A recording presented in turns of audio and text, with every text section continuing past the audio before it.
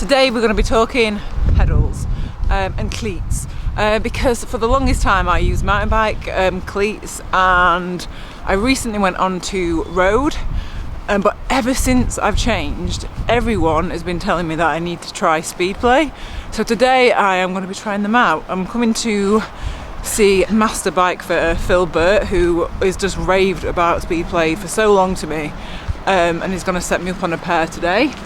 It's not sponsored, but I know that Phil just raves about Speedplay and just how good they are, so I'm just going to share the process with you, because there's loads of different techniques apparently of how you set them up perfectly for you, I guess. So let's go in.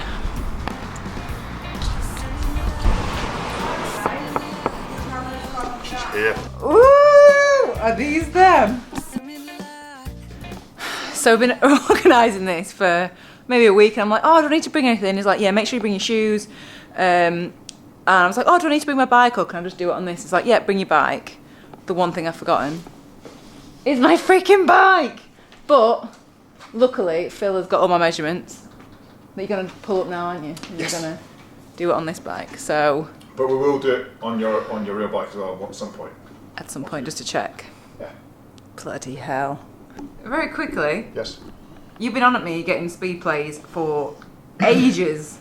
Yes. Why do you like Speedplays? Because when we first met, you were riding mountain bike pedals, do you remember? And they're great, but you lose a hell of a lot of power in transfer. If you're riding road and you're using a mountain bike pedal, you're generally using it for two reasons really. One, you can walk around in a mountain bike shoe quite easily compared to a road shoe when you're off it, and I completely get that. But mountain bike pedals have loads of float, but they have that because they're designed for mud clearance, so you can easily engage with it. So a lot of people find that for those two reasons, that's their first go-to. So I think if you're ever going from like non-clipped in to clipped in, the actual mountain bike journey is quite a good one. However, you said to me, I want to be riding as efficient as I can. When you look at that, you're losing a hell of a lot of power that you're generating, your quads and your glutes, transferring it to that. And we know that. I got onto the road. I got onto the road once. You got onto the road. What I would recommend at that point, looking at your biomechanics, which we'll go into later, is that because you want to drop your heels in slightly, you walk slightly duckish. Not the worst one I've ever heard. I'm a duck. Yes, Speedplay allow quack quack. But Speedplay allow you to maintain all the things you love about the mountain bike pedal in terms of float and where you want it, and walking around with more efficient traction. Yes, they have a walkable cleat now. Admittedly, if you put that on a really super high-end road shoe, it will still stiff. You know, that's why they're for me, more than anything else, they're my favourite pedals for go-to for sorting people out for cycling-related knee pain, other things like this. Yeah, but I don't have any of those. But it was just purely for me just to try a different system and see how that works differently. And because I liked, people always say to me, try Speedplay, so I like to be able to try every single one, and then I can give my opinion which one I like the best. There are Shimano make a great pedal, Look make great pedals, but for some people those pedals are hard because they're what you call they have different levels of float. Say 0 degrees no float, 3 degrees, 6 degrees, but that float is in each direction. The Speedplay, the beauty of them is that you're allowed to bring that into where you want it, so you can dial off float that you don't need, maybe like your heel going out, but you can have all the heel in. Just to check. So this is just to check whether my feet, is it rotate out? Yeah, so whether you have external rotation, this is one way of assessing it. We do it in walking, which is a dynamic way, and then we do it here, which is a static way where you're going to see someone. It's just relax and pretend you're normal. So there you go. And you can see there, just that your right foot's pointing straight at us, and if you look at the toes are slightly out on the right hand side and heel end, right? Everybody's different, that's just you. Okay, and turn around. That's it, and then walk back. Because you've got mud inside your thing, I need something to dig it out. Okay, our first job is to convert from a 3-hole system to a 4-hole system, which Speedplay operate on. You got here, when you're setting up the base plate, this is the quite a lot of fore-aft movement you got. So, if like Katie, you had your cleats set all the way backwards to begin with, you want to make sure you do this on the base plate because that's the opportunity to do it with Speedplay. So here's your fore-aft adjustment. If you want your cleats all the way back, remember cleats all the way back means that your foot's forward. That's generally a safe place to be if you get knee pain because it means you're not getting the really large patellofemoral or kneecap compressive forces. So the first thing to note is when you set them up that Speedplay are labelled right and left, so make sure you get them right and they enter from one side. So this is completely different to like a Shimano look, which are relatively easy to put on. What we got here now, as you can see with Speedplay, is what you got is the side to side, you know. So basically, we've replicated your quite far back when we put the base plate on the cleats all the way back, you know. So basically, you got your knee well clear of your foot in terms of knee forward of foot, which is one of those measures that we use in bike fit. What I've done here is just moved the cleat towards the inside, which moves your foot out. So you got that enables me to make sure that we've got room to allow your heel to come in towards the crank if you want to, okay? And the last thing you do on Speedplay is you now have the heel out and the heel in. These two stoppers, basically you can then change them to allow you to drop your heels in more or move your heel out, so you can have all the float you want in the world, or you can have none of the float in the world, or you can determine where you sit. In other words, a little bit of float, but it's allowing your heel to drop in. That's the complexity, but also the beauty of the system, if you ask me. So Speedplay, the first thing first is the engagement's really different, and it takes a little bit to get used to, right?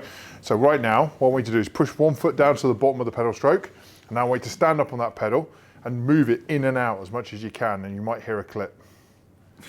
Now, most people take about 20 minutes to learn how to do this, but I reckon you'll get it quick, Katie. Now, just stop and move your feet in and out. See how much float you got there. Loads, yeah.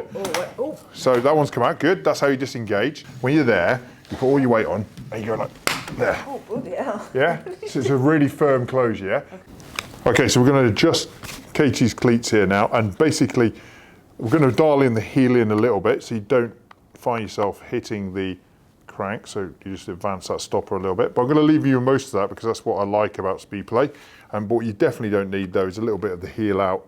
You're not really needing that. So if we advance that further in, right? Remember what we said, that right leg wants to come in. How does it feel? Fine. Yeah? Do you like them? Yeah. Does it feel a lot more fluid than normal? Remember the analogy of being on an ice cube? It's like, maybe, but I think that's because of the float. Yeah. I don't think they feel. I don't know. Because you'd said that, I thought they were going to feel. That's great. Worse. Well, that there is a very strong indication that you're going to get on well with them. All right. We looked too far apart. Yep. It's always closer than you think, is I remember that. Yeah. I promise. Right. So Phil has set up the Speedplay pedals. So I'm going to see how I get on with them, but just in a nutshell, like who is the main people that would benefit from using Speedplay? Well, that's easy for me to look at and see because I can see it straight away as a physio or a biomechanist. But basically, if you've suffered with knee pain, never been able to find the right pedal to get on with, always feel uncomfortable, always foam rolling your ITB, you should try Speedplay. They are the pedals for you. Those people, 25% of the population, roughly, I would guess at, who basically need to be well accommodated at the foot. Remember this, really simply, foot's locked into a fixed system down there, bottom's on here. I can't think of any other sport where the knee is the only thing that's controlling it. So if we haven't got the setup right at the pedal and you're doing God knows how many revolutions per minute, per hour, if that's not right, your knee's going to take the brunt of it. So if we go to take the problem down to the foot or foot cleat interface, basically we accommodate your movement there, allow you to go where you want to, the knee's probably going to be a lot happier. Perfect. And I don't have any knee problems. I'm pretty. No, Katie's actually throwing herself out there as a sacrificial lamb to try these for you.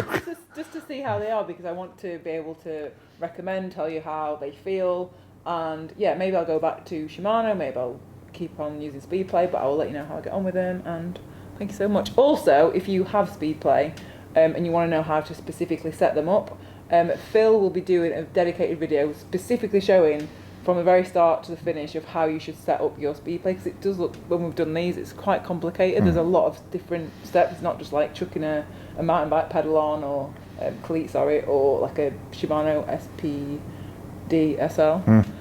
So yeah, there will be a link to Phil's channel, so that'll be going up pretty soon. So thank you very much. No worries, Kate. We'll see how we get along. Yes. Bye.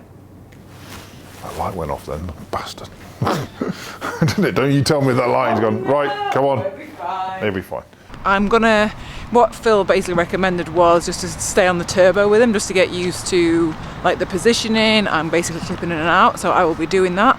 I'll report back in an upcoming video of how I've got on with him, and yeah, I guess I will see you next video.